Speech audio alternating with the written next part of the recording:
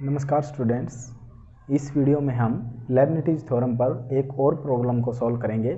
तो देखिए प्रॉब्लम क्या है। प्रॉब्लम ये है, if y is equal to log x plus root 1 plus x square, ये थीटा में है log के, और फिर सब मतलब पूरे एक्सप्रेशन, इस एक्सप्रेशन का क्या है, होल स्क्वायर है। ठीक है, तो ये है भाई हमारा, और इस रिजल्ट को हमने लेबनिज़ थ्योरम से ये प्रूव करना है। ठीक है, तो इम्पोर्टेंट क्वेश्चन है, यूनिवर्सिटी एग्जाम में काफ़ी बार आपको ये देखने को मिला है भाई। तो देखिए अब हम इसका डेरिवेटिव करते हैं। फर्स्ट डेरिवेटिव तो y1 with respect to x ही करेंगे। तो देखिए भाई अब मेरे को क्या दिख रहा है कि log x जो भी है मतलब x के थीटा में उसका होल स्क्वायर है। तो पहले हम 2 को आगे ले आएंगे, है ना, और फिर उसकी एक पावर कम करेंगे, मतलब जो भी यहाँ पर x के स्थान पर है। तो हम चेन रूल से करते हैं ना, तो डेरिवेटिव है तो 2 आगे आएगा, तो log x root 1 plus x square. ठीक है, तो ये हो चुका है भाई। अब x की जगह पर कौन है, log x है, तो मतलब 2 आगे आया है, और जो भी एक्सप्रेशन है उसकी पावर क्या हुई है, 1 कम हुई है, तो वो कम होगी भाई, है ना। ये 2 था तो एक लिखने की जरूरत नहीं है, और कुछ होता तो लिखनी पड़ती। अब x की जगह ये था तो log x, अब मेरे को क्या दिख रहा है दूसरे नंबर पर, log x का डेरिवेटिव पढ़ा है मैंने, क्या होता है 1/x। तो इसी तरह से करूँगा 1/x, ये x के स्थान पर ये है कंप्लीट, तो 1 प्लस एक्स स्क्वायर। ठीक है, तो अब हमने तो x होना चाहिए था, तो x के स्थान पर कौन था, ये था। तो अब इस एक्सप्रेशन का भी दोबारा डेरिवेटिव करेंगे, तो चेन रूल लगाना है। तो ये इस एक्सप्रेशन का करेंगे तो 1 x का 1 x के रिस्पेक्ट में ही, और रूट x का डेरिवेटिव आप लर्न भी कर सकते हैं कि ये होता है 1/2 रूट x, वैसे आप निकाल भी सकते हैं x की पावर n के फार्मूले से। तो ये ट्रिक भी आप याद भी कर सकते हैं इसको डायरेक्ट, कि रूट x का 1/2 हो जाएगा और रूट x, है ना। तो ये है भाई, और देखिए तो 1/2 रूट x, लेकिन हमने क्या है रूट x का बताया है, x की जगह कौन है 1 प्लस एक्स स्क्वायर, तो उसका डेरिवेटिव अगेन 2x। ठीक है, तो इस तरह से होगा भाई, ये डेरिवेटिव आया है समझ में, कि भाई 2 आगे आया ये एक्सप्रेशन, फिर log का दोबारा, और फिर जो x की जगह था उसका भी दोबारा डेरिवेटिव, और फिर यहाँ पर जो ये रूट वाला था इसमें x में 1 प्लस एक्स स्क्वायर था तो इसका भी, है ना। अब x का करोगे तो 1, अब चेन रूल खत्म होगा। तो चेन रूल से हमने इसका डेरिवेटिव किया है भाई। तो यहाँ तक आया है ना आपको समझ में। अब देखिए अब क्या करते हैं, हम इस ब्रैकेट को सोल्व करते हैं एलसीएम के द्वारा। तो देखिए 2 log x प्लस, और कोई चेंज नहीं, बस हम वहाँ पर एलसीएम लेंगे, और जो ये है भाई अपॉन में लिख लेते हैं इसको, क्योंकि ये डिवाइड में ही है। ठीक है, अब ये जो ब्रैकेट है इस ब्रैकेट में रूट 1 प्लस एक्स स्क्वायर क्या आएगा, एलसीएम आएगा। तो यहाँ पर 1 है तो ये फिर इसके पास जाएगा 1 प्लस एक्स स्क्वायर, और भाई यहाँ पर ये कैंसिल हो जाएगा, है ना, 1 और उसकी गुणा करेंगे तो x आया है ना, एलसीएम आपको अच्छी तरह से आता है। अब ये देखिए ये एक्सप्रेशन बिल्कुल x plus root 1 plus x square, और ये हम सम है भाई, आगे पीछे लिख सकते हैं, तो कैंसिल हो जाएगा, सेम टर्म है ये। तो ये बचेगा भाई अब हमारा y1 है, जो y1 हमारा क्या आ जाएगा, देखिए y1 हमारा जो आएगा वो आएगा जी 2 log x 1 plus x square, और अपॉन में है भाई ये रूट 1 प्लस एक्स स्क्वायर। अब देखिए जो ये टर्म है ये हम उस तरफ क्या कर देंगे भाई, मल्टीप्लाई में चली जाएगी। ठीक है, तो मल्टीप्लाई में भेजेंगे भाई इस टर्म को, रूट 1 प्लस एक्स स्क्वायर। आपको आया है ना समझ में, आप यहीं से भी समझ सकते थे कि ये टर्म कैंसिल है, तो ये टर्म इस तरफ रखी है, और जो ये थी ये उस तरफ जाकर मल्टीप्लाई हो चुकी है भाई। अब देखिए हम क्या करते हैं, हम इस रिजल्ट का यूज करेंगे, इसको 1 नाम दे देते हैं। कैसे यूज करेंगे कि भाई मैं ये जो रिजल्ट है इसकी जगह y रख सकता हूँ, लेकिन इस रिजल्ट में और उस रिजल्ट में ज़रा सा फर्क है कि यहाँ पर स्क्वायर होना चाहिए भाई इस कंप्लीट एक्सप्रेशन का। तो हम क्या करते हैं, इस फुल एक्सप्रेशन में स्क्वायर ऑन बोथ साइड, तो स्क्वायर ऑन बोथ साइड आपने लिखना है, तो y square 1 plus x square. ठीक है भाई, यहाँ पर y1 का स्क्वायर, और ये रूट कैंसिल हो जाएगा, स्क्वायर करेंगे तो 2 का यहाँ पर 4 हो जाएगा, और log x root 1 plus x square, जो ये भी थीटा है हमारा, इसका इस तरह से इसका कंप्लीट अलग से स्क्वायर और इसका अलग से हमने सॉल्व कर दिया। अब ठीक है, अब आपको बहुत अच्छी तरह से समझ में आया है कि आगे हम क्या कर सकते हैं, y1 का स्क्वायर 1 प्लस एक्स स्क्वायर 4, और ये है जो ये किसके इक्वल था देखिए, 4 तो एज इट इज है और बाकी ये एक्सप्रेशन था y के इक्वल, तो बाई 1 इक्वेशन। तो यहाँ तक समझ में आया है ना भाई अच्छी तरह से, तो यहाँ तक आप नोट कीजिए। अब हम आगे इसको इरेज करते हैं। तो यहाँ तक हमने क्या किया है, डेरिवेटिव किया है और फिर जो कैंसिल है कैंसिल किया है और फिर ये उस तरफ भेजने के बाद स्क्वायर ही किया है और फिर रिजल्ट को यूज़ किया है। ठीक है, यहाँ तक देखिए। इस क्वेश्चन के 2 पार्ट थे भाई, फर्स्ट पार्ट में ये प्रूव करना है और सेकंड में ये, ठीक है ना, हमने डायरेक्ट सेकंड लिख दिया था। तो फर्स्ट पार्ट ये है कि 1 + x² y2 और xy1, फर्स्ट ये पार्ट प्रूव करना है और देन इसी के सहायता से सेकंड प्रूव होगा। ठीक है ना, तो फर्स्ट ये है और सेकंड ये है, या आप डायरेक्ट भी इस पर जा सकते हैं। तो यहाँ तक आपने किया है। अब मैं इसको इरेज करता हूँ, यहाँ तक नोट कीजिए और उसके बाद भाई हम इरेज करते हैं और इस रिजल्ट को फर्स्ट को प्रूव करते हैं। देखिए, तो फर्स्ट रिजल्ट को प्रूव करने के लिए केवल इसका हम एक बार फिर डिफरेंशिएशन करते हैं और ये रिजल्ट हमारा प्रूव हो जाएगा। देखिए, तो हम इसको कह देते हैं भाई 2, we again differentiate with respect to x2। तो 2 इक्वेशन को हम, तो यहाँ पर क्या लगेगा भाई, प्रोडक्ट रूल लगेगा, है ना। तो हम फर्स्ट किसी को कह सकते हैं, तो प्रोडक्ट रूल लगेगा तो भाई फर्स्ट में फर्स्ट का करेंगे, तो 2y1 और विद रिस्पेक्ट टू x कर रहे हैं तो 2 आगे आएगा y1, तो फिर y1 का क्या हो जाएगा y2, है ना, या d² y/dx² वो लिख सकते हैं या y2 लिख सकते हैं। ठीक है ना, क्योंकि x के रिस्पेक्ट में है और ये सेकंड एज इट इज। अब भाई इसमें जो इस टैब में फर्स्ट एज इट इज और दूसरे का करेंगे तो 1 का 0 तो 2x। आगे देखिए अब, और 4 मल्टीप्लाई में है तो एज इट इज और प्लस या माइनस में है तो भाई 0 हो जाता, तो 4y1, है ना। अब यहाँ से देखिए भाई कुछ कॉमन आ रहा है, देखिए जैसे 2 सब में है, इस पहली टर्म में भी दूसरी में भी और इस 2 × 2, तो 2 यहाँ से निकाल लेंगे और y1 भी सब में है, इसमें भी इसमें भी, तो 2y1 कॉमन निकल जाएगा भाई, और कॉमन निकलने के बाद यहाँ पर बचेगा 1 + x² और यहाँ से 2y1 कॉमन निकल गया तो भाई y2, और यहाँ से 1y1 निकल चुका है, तो 1y1 निकल चुका है तो भाई और 2 भी निकल चुका है, तो ये क्या आएगा xy1, और यहाँ से 2 और y1 निकल ही चुका है, तो ये छूट जाएगा। यही आपने प्रूव करना था जो बचा है।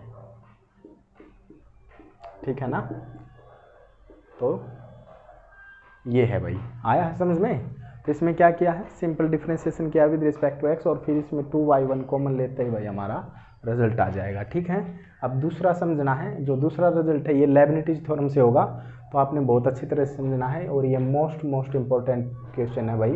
तो आप यहाँ तक आपको फर्स्ट पार्ट अच्छी तरह से समझ में आया है, तो देन हम सेकंड समझ सकते हैं। तो अब इससे ये प्रूव हो जाएगा। ठीक है, तो देखिए सेकंड को करते हैं और सेकंड हमारा होगा लेबनिज़ थ्योरम से। इसमें अलग लेबनिज़ थ्योरम लगाएंगे भाई इस पार्ट में, और इस पार्ट में अलग लगाएंगे। तो इम्पोर्टेंट है ये जो पॉइंट है ये समझने का है, ये लगभग सभी क्वेश्चन में होगा भाई यूज, ये ध्यान से समझिए आप किस तरह से। हमने क्या बताया था कि v ऐसे फंक्शन को मानना है कि जिसका हम सक्सेसफुली डिफरेंशिएशन करें कि 3 या 4 डेरिवेटिव या 5 या डेरिवेटिव आपको दिखना चाहिए कि भाई वो 0 हो जाएगा। जैसे यहाँ पर दिख रहा है, एक तो y2 है फंक्शन हमारा, ये तो हमारा u का काम करेगा भाई, है ना, और यहाँ पर ये करेगा v, क्योंकि देखिए 1 + x² फर्स्ट करूँगा 2x, सेकंड करूँगा 2 और फिर पावर से ज़्यादा करूँगा मतलब तीसरा, तो वो 0 हो जाएगा, है ना। तो हम v इसको मानेंगे और u इसको। फर्स्ट वीडियो में हमने बताया था जब लेबनिज़ थ्योरम का प्रूफ करवाया था। अब फिर इसमें अलग लगाएंगे, तो फिर यहाँ तक आइए आप, फिर हम देखते हैं कि क्या होगा। ठीक है, तो ध्यान से समझिए। तो 1 प्लस, अब पहले आप लेबनिज़ थ्योरम लिखिए, क्या थी लेबनिज़ थ्योरम से आप बताइए भाई, u v दोनों का डेरिवेटिव करना है, मतलब प्रोडक्ट में अगर डेरिवेटिव है तो nc0 u का nth डेरिवेटिव और v का कोई भी डेरिवेटिव नहीं, है ना, v0 लिखने की जरूरत नहीं है, मतलब u के पैर में तो दिस माइनस दिस, आप फर्स्ट वीडियो को देख सकते हैं। और फिर ये तो nc1 तो u का डेरिवेटिव होगा un-1 दिस माइनस दिस, और v का पैर वाला ही फर्स्ट डेरिवेटिव। और इसी तरह से लास्ट का करेंगे तो ncn u this minus this, तो 0 मतलब कि u एच टी जी लिखना है, और v का nth डेरिवेटिव, ये है लेबनिज़ थ्योरम। तो इसी से करेंगे तो क्या होगा nc0, ठीक है ना, nc0 और फिर क्या होगा जी un, तो इसका nth डेरिवेटिव, तो y2 का nth डेरिवेटिव क्या होगा, देखिए y होता तो उसका डेरिवेटिव क्या होगा, yn होगा। अब दूसरा डेरिवेटिव है तो yn + 2 हो जाएगा। अगर यहाँ y3 होता तो yn + 3 होता तो yn + 1 हो जाता। आया ना समझ में? तो ये समझने की बात है, तो आप समझे इसको। तो yn + 2, ठीक है। तो nth डेरिवेटिव हुआ और v एज इट इज लिखना है, तो v क्या है 1 + x के लिए। अब आगे क्या करना है, तब तक इसका डेरिवेटिव 0 नहीं हो जाता, तो हमने इसी तरह से चलना है nc1, और फिर क्या करेंगे, इसका एक डेरिवेटिव कम करते चलेंगे, मतलब कि un-1, जहाँ पर भी n है, अब n की जगह हम क्या रिप्लेस कर देंगे, n-1। तो yn + 2 था अब डेरिवेटिव, तो n + 1 और +2, तो क्या आ जाएगा, n की जगह n-1 रिप्लेस करेंगे तो ये आएगा yn + 1, ठीक है ना। तो yn + 1 आएगा भाई, n और यहाँ पर +1 बचेगा। तो सिंपली और फिर आगे चलेंगे तो yn - 2 रिप्लेस करना, तो इस तरह से। तो यहाँ पर एक डेरिवेटिव मतलब n, यहाँ जो भी आया है un, मतलब u का जो nth डेरिवेटिव आया है उसमें क्या पुट करा है हमने, पहले तो n है, फिर सेकंड में n-1 पुट करते हैं n की जगह, फिर थर्ड में n-2, इस तरह से चलते हैं, तो ये आया है। अब इसका फर्स्ट डेरिवेटिव करेंगे तो वो हो जाएगा 2x। फिर आगे चलते हैं, फिर आगे चलेंगे तो क्या होगा, यहाँ पर कोफिशिएंट कॉम्बिनेशन का nc2 आएगा, nc2, और फिर यहाँ पर yn की जगह n-1 रिप्लेस करेंगे तो 1 से 1 कैंसिल, तो यहाँ पर आएगा yn, और यहाँ क्या आएगा जी, शाबाश, इसका सेकंड डेरिवेटिव 2, और आगे करेंगे तो ये डेरिवेटिव 0 होना है ना, तो वो हमने करने की ज़रूरत नहीं है। और तो ये डेरिवेटिव 0 है तो सारे आगे की आप मतलब इससे नेक्स्ट सभी डेरिवेटिव 0 होंगे।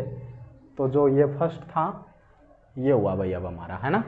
अब सेकंड को भी सिमिलरली करेंगे, वो भी समझिए आप ध्यान से। तो देखिए, तो सेकंड को यहाँ पर करते हैं, तो लेबनिज़ थ्योरम इसमें भी अलग लगेगी। तो इसमें x का डेरिवेटिव है देखिए 1, और फिर सेकंड ही डेरिवेटिव इसका 0 हो जाना है, तो हम इसको v मानेंगे और इसको u मानेंगे, तो शाबाश। तो u का अब nth डेरिवेटिव तो y1 है भाई, तो nth डेरिवेटिव करेंगे तो n + 1 हो जाना है, ठीक है। तो n + 1 और v as it is theorem है ना ये। तो इसी तरह से चल रहे हैं हम nc1। अब yn + 1 है तो n-1 रिप्लेस करेंगे भाई, नेक्स्ट करेंगे तो n-1 रिप्लेस करेंगे तो ये है। अगर n + 3 होता तो फिर n-1 और +3, इस तरह से हम रिप्लेस करते चलेंगे आगे। तो यहाँ पर बचेगा जी yn, और अब इसका नेक्स्ट डेरिवेटिव करेंगे तो वो 1 आ जाएगा। तो यहाँ तक समझ में आया है ना।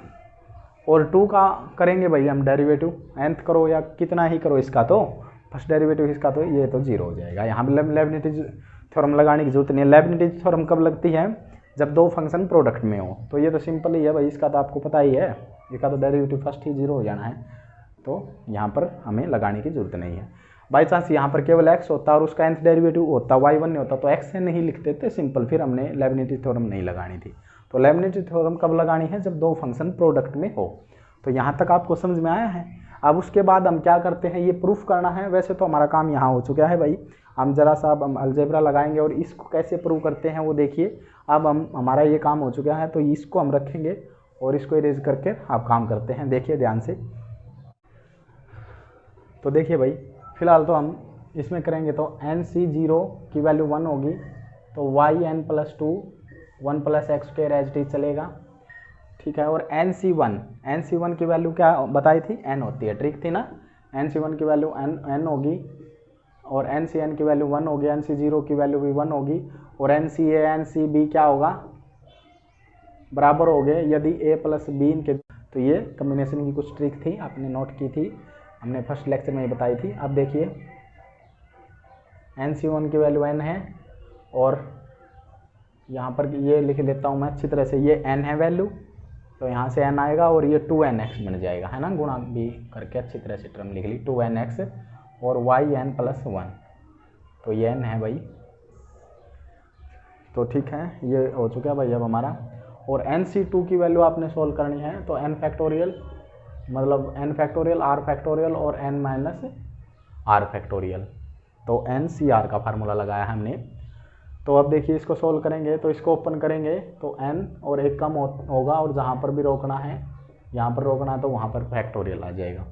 तो 2 फैक्टोरियल को ओपन करेंगे तो ये आ जाएगा, तो n - 2/2, क्या आएगा भाई, आगे देखिए n/2 की वैल्यू आएगी हमारी n-1 और ये जो 2 है ये यहाँ पर मल्टीप्लाई में, और एक नीचे इसके भी 2 था और yn, ठीक है। और ये 2 से 2 कट जाएगा भाई, ठीक है, वो एक अलग बात है।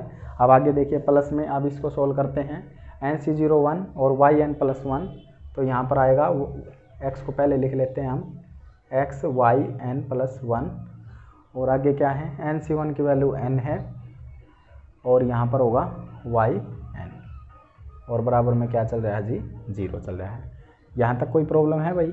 तो यहाँ तक देखिए, समझिए अच्छी तरह से। यहाँ से आगे देखिए, यहाँ से आगे क्या है, अब हमने क्या करना है, सिंपल इसको ये मल्टीप्लाई करके जो कैंसिल है वो कैंसिल करेंगे और अब ये हो चुका है प्रूफ लगभग। तो देखिए क्या करते हैं हम आगे, तो yn+2 और ये है भाई 1 + x² और इसको देखिए 2nx yn+1 और ये मल्टीप्लाई है भाई। अब यहाँ से समझिए n² ये हो जाएगा n² - n और फिर इसकी गुणा करनी है हमने yn के साथ, तो यहाँ करेंगे देखिए n² yn, शाबाश, समझिए अच्छी तरह से, और nyn आया ना समझ में। ये हमने सोल्व कर लिया और 2 कैंसिल हो ही चुका था। आगे फिर x, next one as it लिखेंगे भाई हम, और ये nyn और यहाँ पर = में 0 है, तो ठीक है। अब देखिए nyn प्लस माइनस के हैं, कैंसिल हो जाएंगे और उसके बाद देखिए अब हमारा ये टर्म है और ये टर्म है, ये तो आ चुकी भाई। अब इनमें हमने कॉमन लेना है तो वो भी आ जाएगी, देखिए तो yn+2 1 + x²। तो अब देखिए यहाँ से क्या कॉमन आ रहा है, xyn+1। हम प्रूफ को क्या प्रूव करना उसी को देख ले, वही कॉमन ले लीजिए, xyn+1 जब कॉमन ले सकते हैं, जब आपने अच्छी तरह से किया है ना तो अपने आप ही आ जाएगा भाई। तो अब ये कॉमन लेने के बाद यहाँ पर बचेगा 2n और यहाँ पर बचेगा, सारा ही कॉमन आ चुका है तो 1, और जो कॉमन है वो आगे लिख लो या पीछे लिख लो, मल्टीप्लाई में होता है, कोई दिक्कत नहीं होती, n² yn। तो यही हमने प्रूव करना था, तो हैंस प्रूव्ड। आया है ना समझ में।